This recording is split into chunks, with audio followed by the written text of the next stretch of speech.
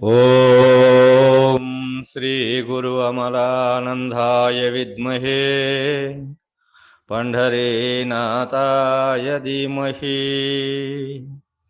తన్నో అచల ఋషి ప్రచోదయాత్. అస్మద్గురు సమారంభాం కృష్ణ సాంధీపమధ్యమాం శ్రీ మహావిష్ణు పర్యంతాం వందే గురు పరంపరాం.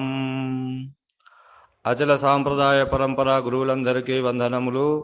శ్రీమద్భాగవత శ్రీకృష్ణ సద్గురు పరబ్రహ్మణే నమః.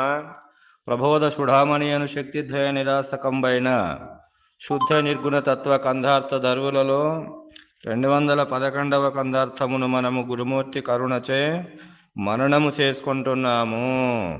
ఏమంటున్నాడు ఈ కందార్థములోనంటే, ఎరుకే కోశములైదు ఎరుకే భూతముల నెరుగును సర్వం బెరుకే ఎరుక నెరుంగును ఎరుకను గుర్తెరుగ వేరే ఎరుక ఉన్నదా ఉన్నదంటే నరకమే కాదా. నిరతాము గురు సేవా పరతంత్రులగూచు తత్కరుణకు పాత్రులయ్యరుక మాలిన వారి కిరక ఉన్నదా ఉన్నదంటే నరకమే కాదా అని అంటున్నాడు. ఇక్కడ ఎరకే కోశములైదు, ఈ ఎరుకనే ఇది పంచకోశములుగా పరిణామము చెందింది. అంటే ఏవి ఇక్కడ ఎరుకనే పంచకోశములుగా పరిణామం చెందింది అంటే, ఇదే అన్నమయ కోశముగా పరిణామము చెందింది. ఎలా అంటే, ఈ శరీర ధారణ అనేది ఈ యొక్క పృథివీ అన్న, అన్నమన్నా, భూమి అన్న ఇదంతా ఒకటే దానికే చెప్పబడింది. కాబట్టి ఈ పృథ్వీభూతము నుండే కదా సకల ఓషధులన్నీ వచ్చినాయి. ఓషధుల నుంచే కదా ఈ అన్నం వచ్చింది. కాబట్టి ఓషధులన్నా, అన్నము అన్నా, పృథివీ అన్నా ఒకటే. కాబట్టి ఈ అన్నము నుంచే కదా నరులాది సకల జంతుజాలంబులాయ అన్నాడు కదా. మరి అన్నం అందుకొరకు ఈ అన్నమే ఇక్కడ ఏమైంది, ఓషధుల నుంచి వచ్చినటువంటి అన్నమే మనకు బిందువైంది. తండ్రి గర్భము యందు అది బిందువైంది. అందుకొరకే మరి కృష్ణ ప్రభు ఏమంటాడంటే, పెనుమాయను జోడుము ఇదే జనకుని జఠరంబు వలన జనని గర్భంబున జొచ్చి మారు రూపమున జనించు అవయవములు జనితమై జనును ఈ భువిని అని అన్నాడు కదా. మరి ఆ విధంగానే ఇక్కడ ఆ పెనుమాయ అనేటువంటిది అన్న రూపములో వచ్చి అది బిందుస్వరూపమై తండ్రి గర్భము నుండి తల్లి గర్భంలోనికి వచ్చి ఆ బిందువే మారు రూపమున అవయవములుగా మార్పు చెంది స్థూల శరీరమై మరి ఈ భూమి మీదకి వచ్చింది కదా. ఇక్కడ తల్లి గర్భము నుంచి అంటే అక్కడ నుంచి కాలగర్భము నుంచి తల్లి గర్భంలోనికి వచ్చి తల్లి గర్భం నుంచి మళ్ళీ ఈ యొక్క కర్మ గర్భంలోనికి వచ్చింది ఈ స్థూల శరీరము. కాబట్టి స్థూల శరీరము మరి అన్నమైనటువంటి ఆ పృథ్వీభూతమైనటువంటి ఆ అన్నము నుండి ఈ శరీరము ఏర్పడింది. కాబట్టి ఇది అన్నమయ కోశము. కాబట్టి దీని ధర్మం ఏంది ఇక్కడ అంటే షడ్విధ వికారములు అని చెప్పినారు మనకు. కాబట్టి మరి ఆ షడ్విధ వికారములు ఏవి అంటే ఇక్కడ అస్థి భాతి అంటే ఇక్కడ షడ్విధ వికారములు అంటే జన్మ అస్థి వృద్ధి పరిణామ క్షయనాశనములు.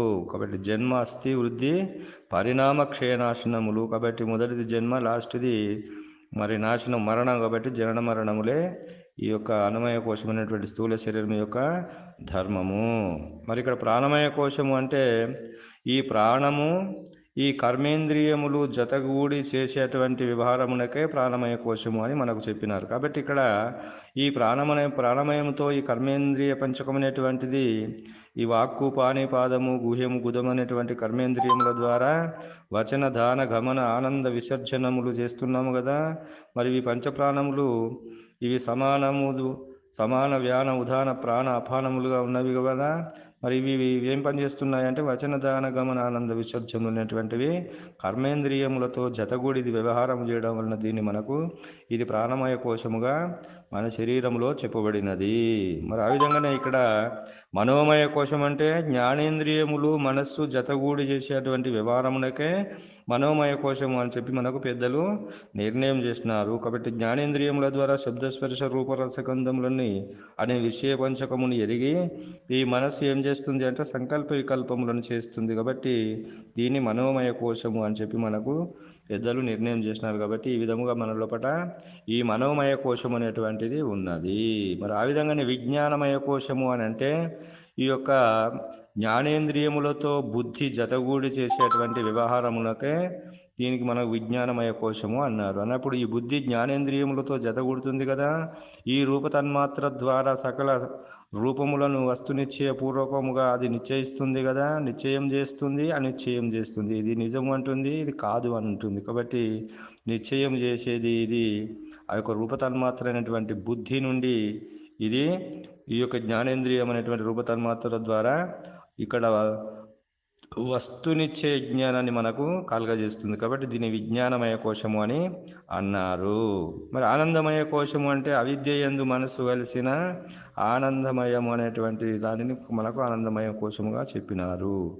కాబట్టి ఈ ఆనందమయ కోశం అనేటువంటిదే ఇక్కడ మరి ఇది ఈ ఆనందమయ కోశం అనేటువంటి దానితో కూడుతుంది. ఇక్కడ అవిద్య అనేటువంటి దాని లోపల లీలమైపోతుంది. కాబట్టి మరి ఇది ఆకాశభూత సంబంధము. కాబట్టి ఆ ఆకాశభూతమందు అన్నట్టు సర్వం గగనం సర్వం శూన్యం అంటే అన్ని శూన్యమైపోతున్నాయి. కాబట్టి అది ఆనందమయ కోశము అని చెప్పినారు. అంటే ఆనందభూతిని ఆనందింపజేస్తుంది అది, మరి దుఃఖానుభూతిని కూడా అదే ఆనందింపజేస్తుంది. కాబట్టి ఈ విధముగా ఈ పృథ్వీభూత సంబంధమైనటువంటిది అన్నమయ కోశము, మరి ప్రాణమయ కోశం అనేటువంటిది జలభూత సంబంధమైనటువంటిది. మరి ఇక్కడ మనోమయ కోశం అనేటువంటిది ఏదైతే ఉన్నదో ఇక్కడ వాయుభూత సంబంధమైనటువంటిది. మరి విజ్ఞానమయ కోశం అనేటువంటిది అది మరి అగ్నిభూత సంబంధమైనటువంటిది. కాబట్టి ఇక్కడ మనకు ఈ ప్రాణమయ కోశము, ఈ యొక్క మనోమయ కోశము, ఈ విజ్ఞానమయ కోశము, ఈ మూడు కలిపి ఈ మనకు సూక్ష్మ శరీరము. కాబట్టి ఇది జాగ్రత్త అవస్థ మనకు సూక్ష్మ శరీరం అని చెప్పినారు. కాబట్టి ఆనందమయ కోశం అనేటువంటిది ఏదైతే ఉన్నదో అది ఆకాశభూతము, అది కారణ శరీరము. కాబట్టి హిరణ్మయ కోశం అనేటువంటిది ఎట్లా ఉంది అంటే మరి ఇప్పుడు ఈ అభిమానేవలు ఇక్కడ అంటే జాగ్రత్త స్థూల శరీరము, సూక్ష్మ శరీరము, కారణ శరీరము. అది మహాకారణ శరీరం అనేటువంటిదే అది హిరణ్మయ కోశము. అది హిరణ్మయ కోశముగా ఉండి అది ఈ యొక్క జాగ్రత్త స్వప్న సుషుప్తి తుర్యం అనేటువంటి అవస్థల ద్వారా అది మరి అన్నిటి కూడా అదే మార్పు చెందుతుంది. ఆ హిరణ్మయ కోశం అనేటువంటిది ఆ ప్రత్యేగాత్మనే ఇక్కడ మనకు మరి అన్నమయ, ప్రాణమయ, విజ్ఞానమయ, ఆనందమయ మరి అనేటువంటి 5 కోశముల ద్వారా వ్యవహారం చేస్తుంది. ఏదంటే ఇక్కడ ప్రత్యేగాత్మనే. కాబట్టి అది ఇక్కడ మనకు జాగ్రత్త స్వప్న సుషుప్తి తురియం అనేటువంటి ఒక మరి అవస్థల ద్వారా అది విశ్వ తైజస ప్రజ్ఞ ప్రత్యేగాత్మలు అనేటువంటి అది ఒక ఆట ఆడిస్తుంది. ఈ యొక్క 4 శరీరాలను కూడా అది ఆట ఆడిస్తుంది. 3వ శరీరం 4వ శరీరం అనేటువంటి హిరణ్మయ కోశమే ఈ పంచకోశాల ద్వారా మార్పు చెంది ఆట ఆడుతుంది.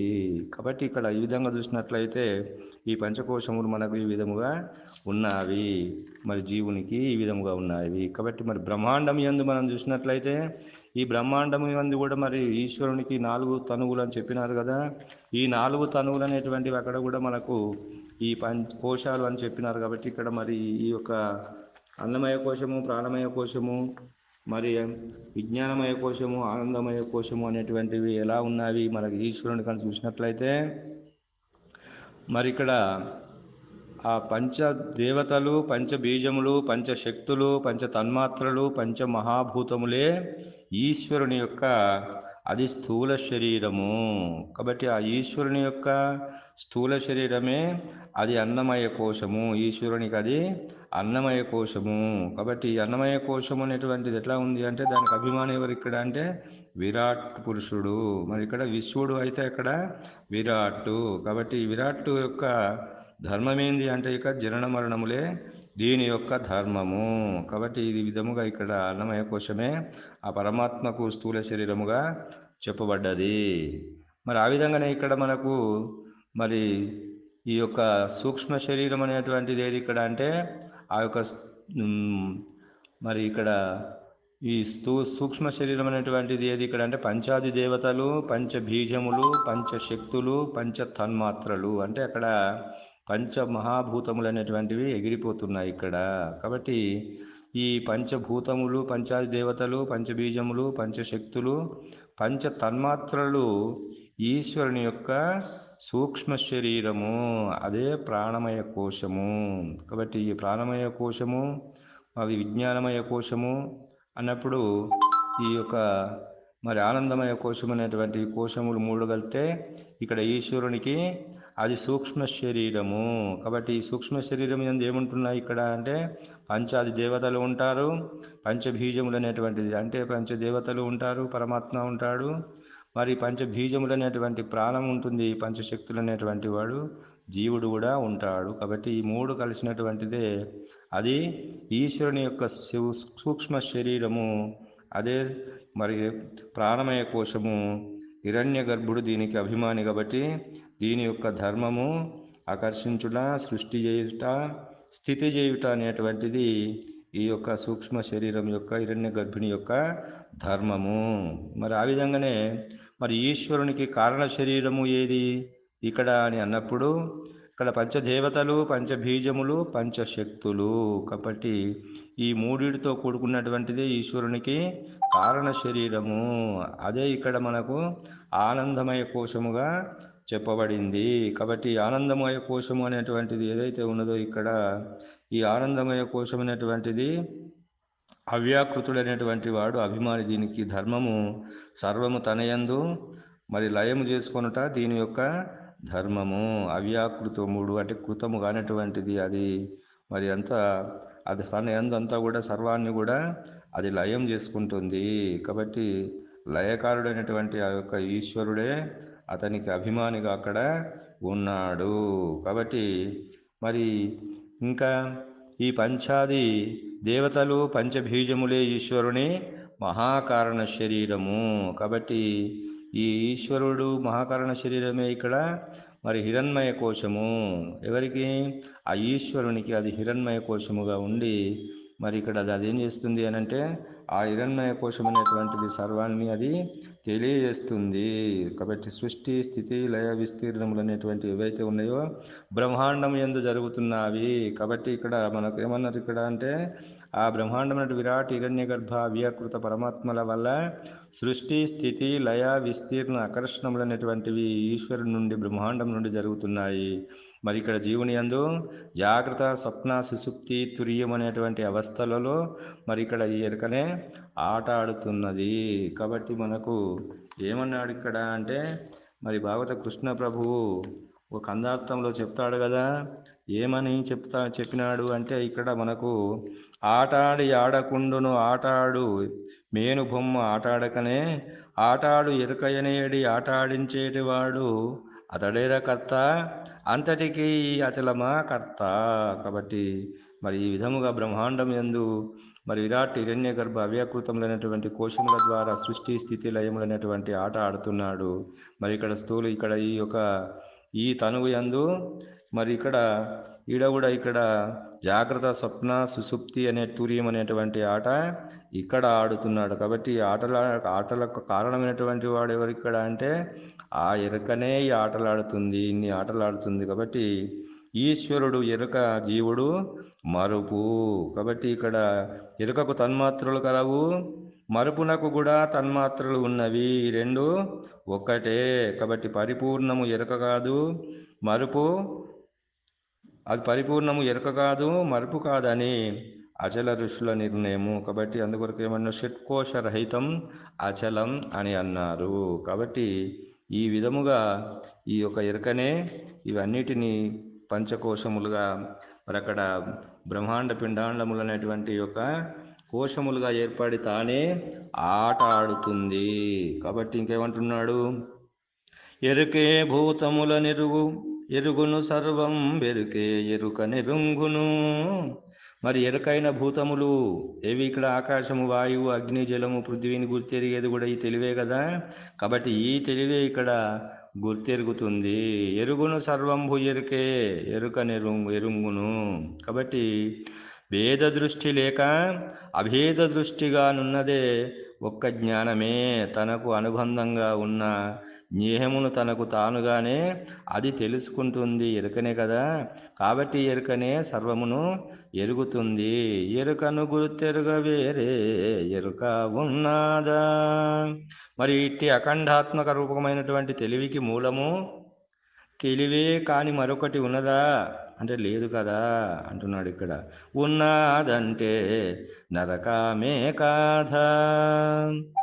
మరి అన్నిటికీ మూలము అఖండాత్మక రూపమైనటువంటి ఎరుకనే దీనికి మూలము కానీ. కాబట్టి అన్నిటికీ మూలము అఖండాత్మకమైనటువంటి ఎరుకనే మూలము కానీ ఇంకోటి మూలము ఉన్నదా అంటే లేదు. కాబట్టి దీనికి మూలము లేదు అని చెప్పి అచల ఋషులు నిర్ధారణ చేస్తున్నారు. కాబట్టి మూలము కానీ స్థానము కానీ దీనికి ఉందా అంటే ఎందులో అంటే పరిపూర్ణములో దీనికి స్థానము కానీ మూలము కానీ లేదని అచల ఋషులు నిర్ణయం చేసినారు. కాబట్టి గురుముఖత దీన్ని వస్తునిశ్చయపూర్వకముగా ఇది లేనే లేదు అని ఎప్పుడైతే నీకు నిర్ధారణ అవుతుందో మళ్ళీ ఇది ఉన్నదా అంటే లేదు. మరి ఉన్నదన్నా పాపమే కదా. కాబట్టి ఉన్నదంటే మళ్ళా పాపమే కదా. కాన ఈ ఎరకనే నరక కూపంలో పడి మరి ఈ యొక్క పద్ధతిని ఈ ఎరుక కూపంలో పడి ఈ పద్ధతిని తెలుసుకోలేక మరి ఈ యొక్క ఎరుక కూటములో పడి జనన మరణములకు లోనవుతున్నారు మానవులందరూ. కాబట్టి నీకు తస్మాత్ జాగ్రత్త. ఈ ఎరుక కూపం అనేటువంటి నరకములో పడకు, దీని యందు ధ్యాస ఉంచకు. కాబట్టి ఇంకేమంటున్నాడు? గురుసేవా పరతంత్రులగుచు కరుణకు పాత్రులయ్యరుక మాలిన వారి కెరక ఉన్నదా? ఉన్నదంటే నరకమే కాదా? తస్మాత్ జాగ్రత్త. ఈ ఎరుక కూపములో పడక మరి గురుసేవా పరతంత్రులగుచు. కాబట్టి గురు ధర్మమును గురు ఆజ్ఞానుసారము ప్రవర్తించి తమ సొంత వ్యవహారములను మరిచిపోయి మరి ఈ విధముగా నీవు చేసినట్లయితే మర్చిపోయి గురుపదిష్ట మార్గములో ప్రయాణించు. కాబట్టి గురుపదిష్ట మార్గములో వీళ్ళ ప్రయాణించినట్లయితే వారే గురుసేవ పరతంత్రులు. మరి అలాంటి వారికి మరి ఈ జనన మరణములు అనేటువంటి భ్రాంతి ఉంటుందా? ఈ గురుపదిష్ట మార్గములో ప్రయాణం చేసేటువంటి వారికి ఈ భ్రాంతి అంటదు. కాబట్టి తత్కరుణకు పాత్రులై కాబట్టి పాత్రులై ఎరుక మాలిన వారికి ఎరుక ఉన్నదా అని అంటున్నాడు. తత్కరుణకు పాత్రులై ఎరుక మాలిన వారికి మరి ఎరుక ఉన్నదా? ఈ విధమైన భక్తి చేత గురు కృపలను పొంది పరిపూర్ణ బోధను గురువాక్యము చేత విడిచిన వారికి సర్వభ్రాంతులకు మూల కారణమైనటువంటి ఎరుక నిలిచి ఉంటుందా అంటే ఉండదు కదా. ఇది యథార్థమే కదా. మరి యథార్థం అన్నప్పుడు ఇది లేనే లేదన్నప్పుడు లేని దాని మీద నీకు ధ్యాస ఎందుకు నాయన? లేకనే ఉండు మరి. కాబట్టి ఇది ఎప్పుడైతే లేకపోతుందో స్వతసిద్ధమైనటువంటి బట్టబయలే స్వతసిద్ధం అని చెప్పి కందార్థము ద్వారా మనకు కృష్ణ ప్రభువుల వారు మరి మనకు మంచి సందేశాన్ని ఇచ్చినడానికి తెలియజేస్తూ ఇంతటితో ఈ కందార్థ భావాన్ని ముగిస్తున్నాను. జై బలో సద్గురు ప్రభు మహారాజుకు జై. సర్వం సద్గురార్పణం.